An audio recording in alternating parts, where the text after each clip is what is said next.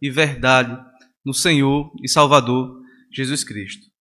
Quero convidar os irmãos a abrirem suas Bíblias no Evangelho de Marcos, capítulo de número 5, e versículos do 21 ao 24 e do 35 ao 43. Marcos 5, do 21 ao 24 e do 35 ao 43. Eu farei essa leitura e os irmãos ouvem silenciosamente. E nos diz assim a palavra de Deus: Tendo Jesus voltado no barco para o outro lado, afluiu para ele grande multidão, e ele estava junto do mar. Eis que se chegou a ele um dos principais da sinagoga, chamado Jairo, e vendo-o, prostrou-se aos seus pés, e insistentemente lhe suplicou: Minha filhinha está à morte, vem, impõe as mãos sobre ela, para que seja salva, e viverá. Jesus foi com ele. Grande multidão o seguia, comprimindo. Versículo 35. Falava ele ainda quando chegaram alguns da casa do chefe da sinagoga, a quem disseram: Tua filha já morreu, por que ainda incomodas o mestre? Mas Jesus, sem acudir a tais palavras, disse ao chefe da sinagoga: Não temas, crê somente. Contudo, não permitiu que alguém o acompanhasse, senão Pedro e seus irmãos Tiago e João. Chegando à casa do chefe da sinagoga, viu Jesus o alvoroço, os que choravam e os que pranteavam muito. Ao entrar, lhes disse: Por que estáis em alvoroço e chorais? A criança não está morta, mas dorme. E riam-se dele. Tendo ele, porém, mandado sair a todos, tomou o pai e a mãe da criança e os que vieram com ele, e entrou aonde ela estava. Tomando-a pela mão, disse: Talitá cumi, que quer dizer: Menina, eu te mando, levanta-te. Imediatamente a menina se levantou e pôs-se a andar, pois tinha 12 anos. Então ficaram todos de sobremaneira admirados, mas Jesus ordenou-lhes expressamente que ninguém o soubesse, e mandou que dessem de comer à menina. Amém. Que texto maravilhoso é esse, meus irmãos, que nós estamos contemplando aqui nessa manhã.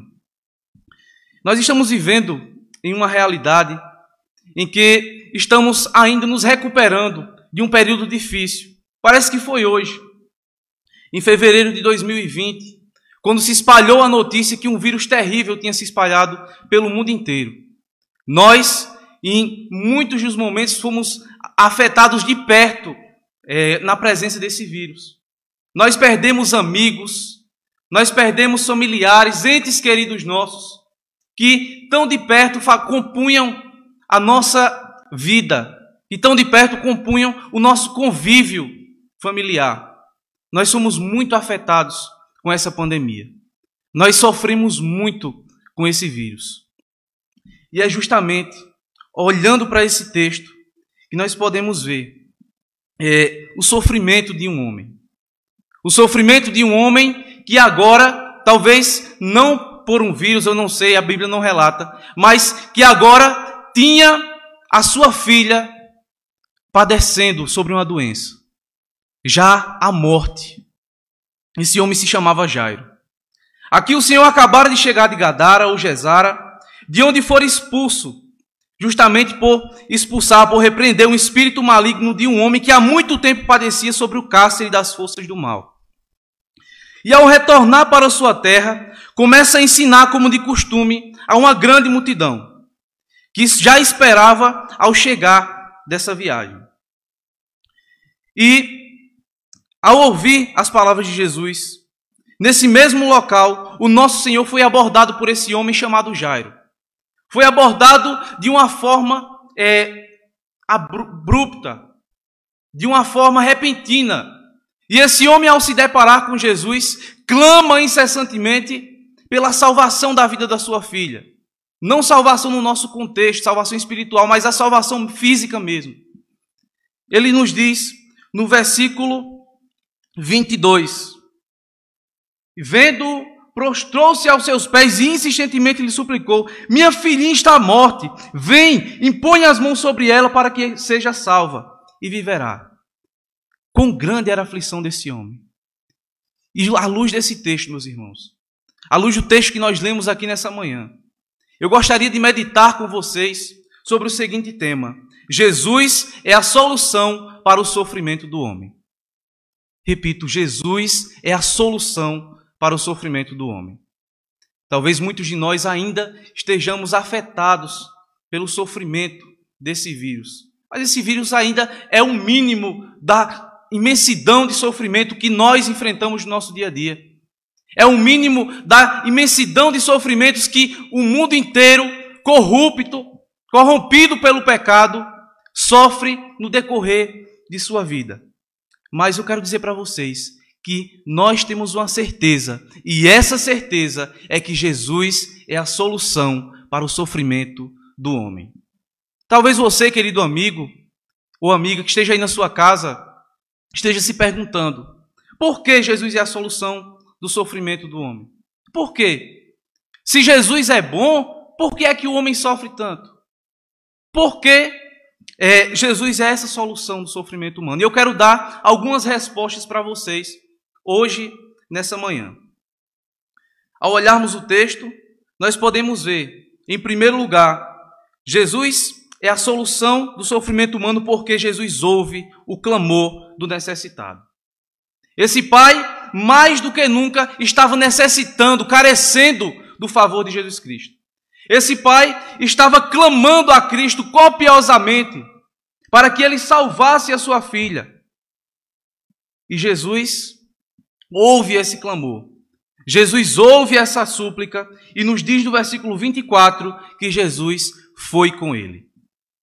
Talvez Jesus pudesse e poderia recusar o pedido daquele homem.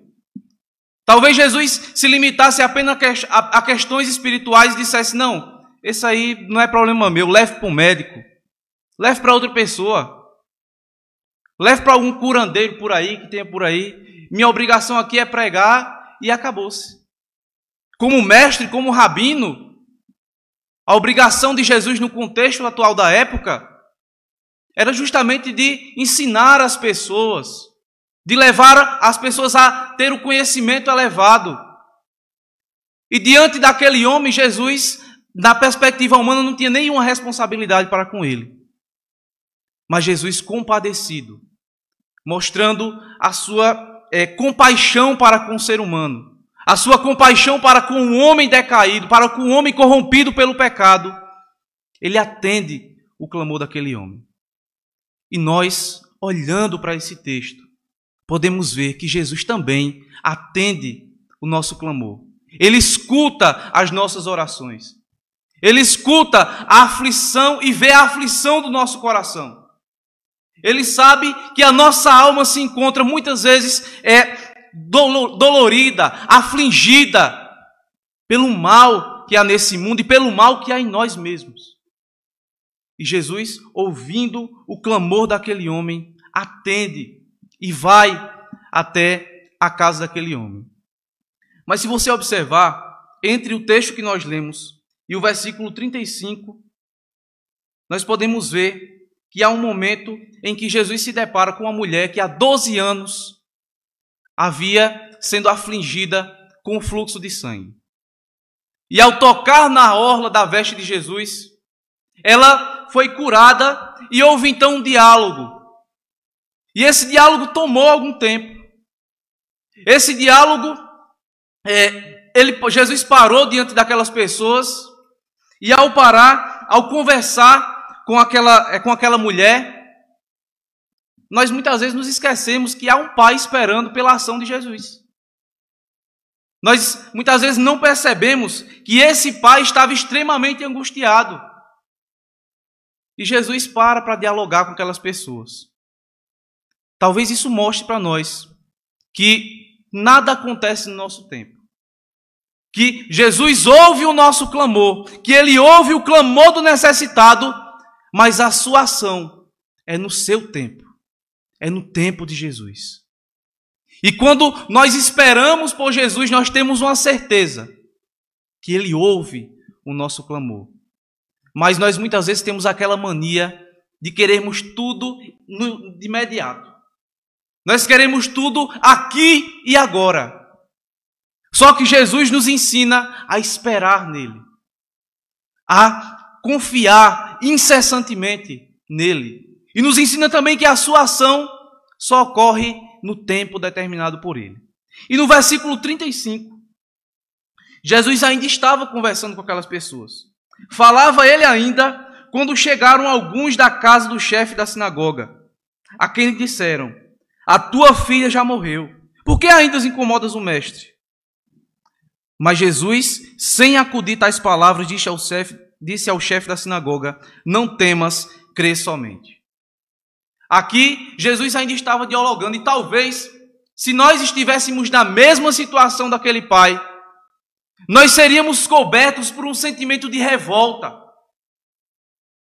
Você já imaginou a aflição de um pai, de uma mãe, tendo um filho morto, sabendo que o seu filho morreu e que alguém poderia resolver o problema do seu filho, e porque esse alguém estava dialogando com outras pessoas, estava ocupado conversando com outras pessoas, o seu filho, sua filha morreu?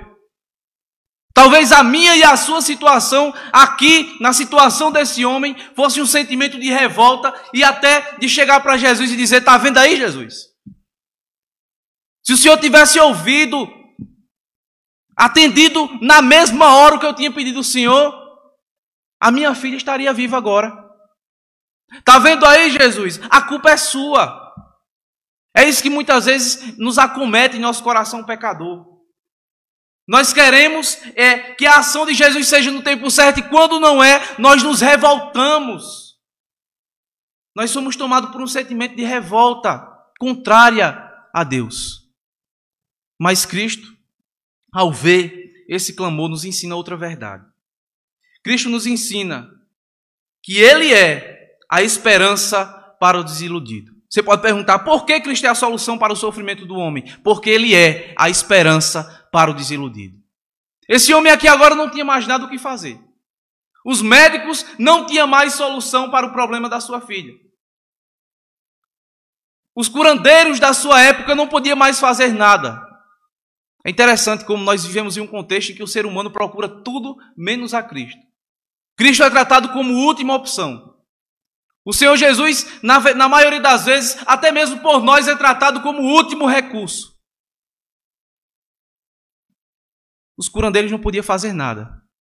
Muitos hoje procuram, em primeiro lugar, os médicos, depois os curandeiros. Quando os curandeiros não resolvem, procuram outras alternativas, procuram outras doutrinas erradas, heréticas. E, em último lugar, eles vão dizer: irmão, ore por mim.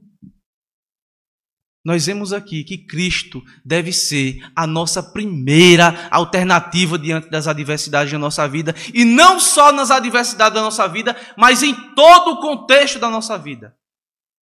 Jesus deve ser a primeira alternativa. Antes de você tomar qualquer decisão, consulte a Jesus. Antes de você fazer qualquer coisa, consulte a Jesus. E Ele é esperança para você. Assim como foi para esse homem. Cristo é o único que pode resolver o problema desse homem e o meu e o seu. Nesse homem foi da área física, mas Jesus também estava tratando o espiritual desse homem. Jesus também estava ensinando esse homem a confiar nele. Jesus estava tratando o espírito desse homem e também a sua mente, e o ensinando também a ser paciente. O ensinando a esperar nele. E ele deu uma palavra muito enfática para ele. Jesus deu uma palavra que para nós é o maior motivo de nós estarmos aqui nessa manhã. Jesus disse: não temas, crê somente. Meus irmãos, se nós estamos aqui nessa manhã, se nós estamos vivendo em um período de extrema comoção na história da humanidade, que é esse período de pandemia, mas ainda que nós estejamos passando problemas ainda maiores na nossa vida, nós temos essas palavras de Jesus que com fé nos diz nessa manhã: não temas, crê somente. Jesus nos incentiva, também através da vida de Jairo, a confiarmos nele, a crermos que o mesmo Jesus que se ofereceu para se dirigir à casa daquele homem era o Jesus que resolveria o problema daquele homem. E ele, calado, atendeu, ouviu essa palavra do Senhor. Versículo 37. Contudo, não permitiu que alguém o acompanhasse, senão Pedro e seus irmãos Tiago e João. Chegando à casa do chefe da sinagoga, viu Jesus o alvoroço, os que choravam e os que pranteavam muito. Uma coisa é você ouvir que alguém, algum ente da sua família, algum ente querido faleceu. Uma coisa é uma mãe ouvir que seu filho sofreu um acidente, que seu filho padeceu sobre uma doença e faleceu à distância. Outra coisa é essa mãe se dirigir até a sua casa, esse pai se dirigir até a sua casa e ver o corpo do seu filhinho, da sua filhinha, morto. Que sentimento de angústia, que sentimento de terror, de aflição na vida de um pai, de uma mãe. Ver aquele filhinho em quem ele havia projetado os seus planos para o futuro, em que ele havia colocado todas as expectativas, imaginado um futuro talvez de um médico, talvez de alguém que tivesse uma representatividade no meio da sociedade. Talvez ainda superior a isso, de um pastor, de um missionário, como qualquer um de nós aqui. Não há riqueza maior para um pai do que ver seus filhos no caminho do Senhor. E aqui, todos esses planos na perspectiva humana haviam sido frustrados para aquele pai. E a angústia maior é chegar em casa e ver aquele alvoroço. Se você já chegou em enterro, e principalmente em enterro de pobre, porque não tem mais movimento, você vai ver o alvoroço que é dentro daquela casa.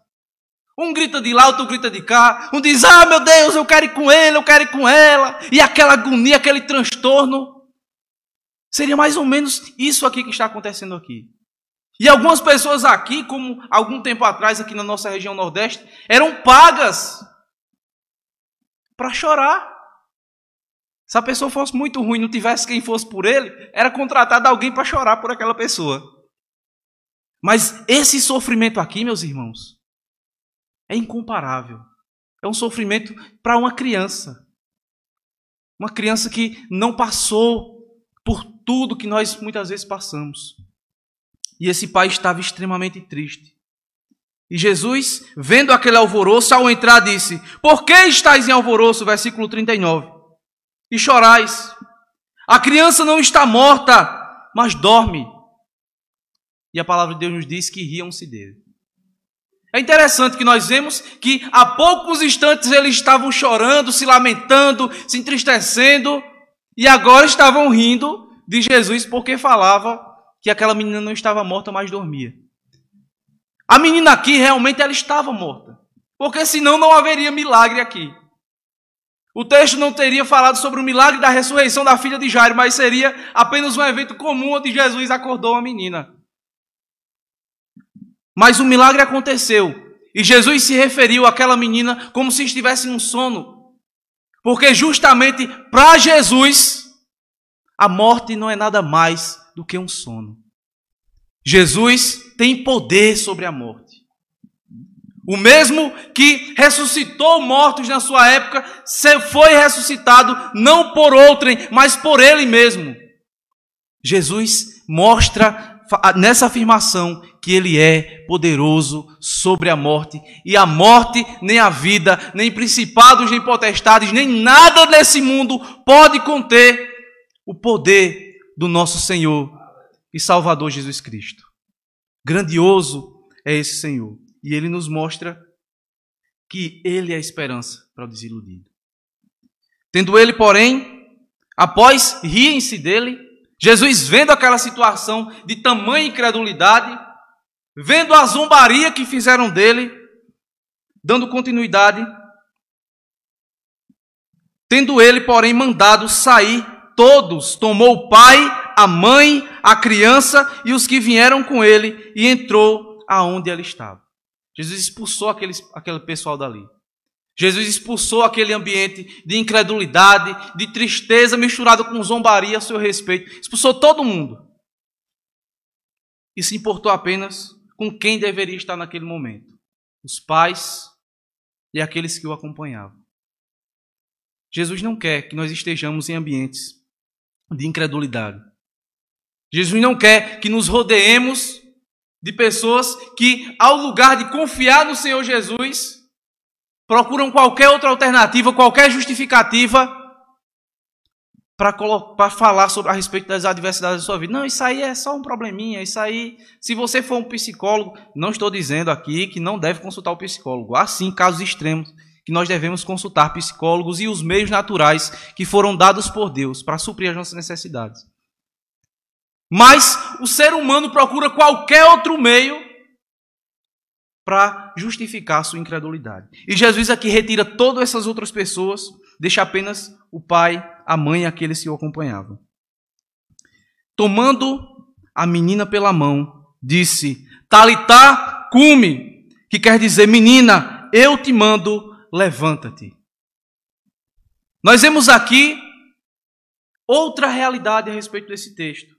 E outra resposta para o questionamento a respeito de por que Jesus é a solução para o sofrimento humano. E essa resposta é: Jesus é a solução para o sofrimento humano, porque Jesus é vida para os que estão mortos. Jesus é vida para aqueles que já tiveram o seu corpo consumido pela morte. Aqui, no caso da menina, a morte física. A menina não tinha mais meios para sair daquela situação, mas Jesus, chegando diante dela, pegou-a pela mão, a levantou e disse: menina, eu te mando, levanta-te. Do aramaico, talitá cumi.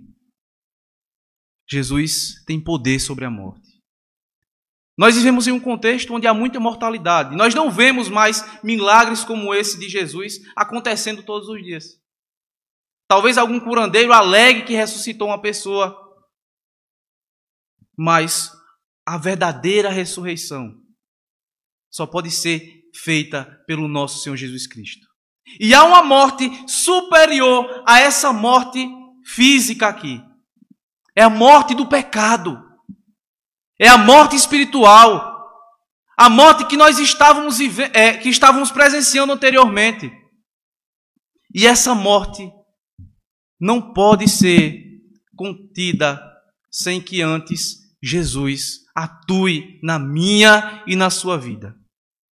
Enquanto Jesus não for aquele que atende à sua necessidade, enquanto Jesus não for seu único recurso, você e eu estaríamos vivendo, ou você talvez esteja vivendo, na morte espiritual. A palavra de Deus nos diz que nós estávamos mortos nos nossos delitos e pecados. O pecado é morte, meus irmãos. O pecado é morte, meus amigos. Mas Jesus é vida para os que estão mortos. E vida com abundância. Vida com fartura. Nessa manhã, eu não quero que você saia daqui da mesma forma que você chegou. Meus irmãos, Jesus aqui não queria exibir apenas um milagre, como qualquer um dos entusiastas da sua época. Jesus estava demonstrando o seu poder. Cada milagre de Jesus havia uma característica própria. Cada milagre de Jesus havia algo que ele queria passar, uma mensagem que ele queria passar através daquele milagre. Quando ele curou o cego de nascença, ele disse: eu sou a luz do mundo. Quando ele multiplicou os pães, ele disse: eu sou o pão vivo que desceu do céu. E quando ele ressuscitou essa menina, ele está dizendo que ele é a ressurreição e a vida. Que você saia daqui com essa verdade cravada em seu coração. Que Jesus é a solução para o sofrimento do homem. Se você já se perguntou em algum momento o motivo de você muitas vezes estar com um vazio existencial, às vezes ainda falta algo no coração do homem, ainda falta alguma coisa que você pode buscar em qualquer outra alternativa e você não vai preencher. Se você estudar os atributos de Deus, você vai ver que Deus é onipresente, onipotente, onisciente, é eterno. E você vai ver também que Deus é infinito. E certo autor disse que há no homem um vazio do tamanho de Deus. Muitas pessoas hoje podem buscar qualquer outras alternativas, e é tanto que nós podemos constatar claramente que os que têm a perspectiva de vida melhor nos dias de hoje, os atores, muitos políticos, chegam a tirar as suas vidas. E a visão das pessoas da época são as pessoas que eram para ser mais felizes. Mas lhe falta algo. Lhes falta algo que preenche o vazio existencial que há em seus corações. O vazio que existe por trás do sorriso amarelo na frente das pessoas. O vazio que só pode ser preenchido por Jesus Cristo, por Deus, pelo Espírito Santo. Um vazio eterno, que somente a eternidade em Cristo pode preenchê-lo. E nessa manhã, eu quero que você saia daqui consciente que se você se arrepender dos seus pecados, nós que estamos aqui e também aqueles que estão nos acompanhando de casa, se nós e vocês se arrependerem dos seus pecados e correrem para os pés de Jesus, assim como Jairo fez, prostrando-se aos seus pés, reconhecendo a sua incapacidade, Cristo é fiel e justo para perdoar os seus pecados, para ouvir o clamor desesperado do seu coração, para dar esperança à sua alma desiludida e para trazer vida à sua morte espiritual. Que essa verdade esteja intrínseca no meu e no seu coração nessa manhã. E que Deus esteja continuamente agindo e fazendo florescer cada palavra dita nessa manhã em seu coração. Amém? Vamos orar, agradecendo a Deus pela palavra que nos foi dada. Oremos. Senhor nosso Deus, grandioso Pai, muito obrigado, Jesus. Muito obrigado porque o Senhor é esperança para nós. Muito obrigado porque em Ti nós temos consolação para nossa alma corrompida pelo pecado. Porque em Ti há vida, Senhor, para nós que estávamos mortos em nossos delitos e pecados. Porque perante Ti, Senhor, reconhecemos a nossa fragilidade, nos prostramos aos Seus pés e clamamos incessantemente: sê conosco, meu Deus. Perdoa nossos pecados. Acode o clamor do nosso coração. Ouve a nossa súplica. Tem misericórdia de nós, Senhor. Somos maus, mas o Senhor é bom. E a nossa alegria nessa manhã é saber que o Senhor se compadece da alma do aflito. Em saber que o Senhor se compadece, Senhor, do coração daqueles que todos os dias cospem em sua face. Daqueles que todos os dias entristecem o seu coração, fazem aquilo que é mal perante os seus olhos, Senhor. Nós clamamos, nos ajuda, nos acode, Senhor. Estamos à morte. Todos os dias a morte anda ao nosso derredor, mas sabemos que o Senhor é vida e vida com abundância para cada um de nós. O Senhor ouve o nosso clamor. Tem misericórdia de nós. Nos faz perseverar até o fim, pois é isso que a Tua palavra nos garante. Que aqueles que estiverem em Ti perseverarão até o fim. Sê conosco, é o que desde já eu te peço e agradeço em nome de Jesus. Amém. Quero convidar o pastor Hernando para trazer a bênção e dar suas considerações. Amém.